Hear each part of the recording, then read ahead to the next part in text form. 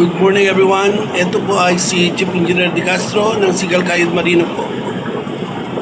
Ngayon po ay pag-uusapan po natin ang kaimportantihan at kahalagahan po ng pagtitraining po ng mga seafarer tungkol po sa safety. Lalong-lalo po ang basic training for seafarer.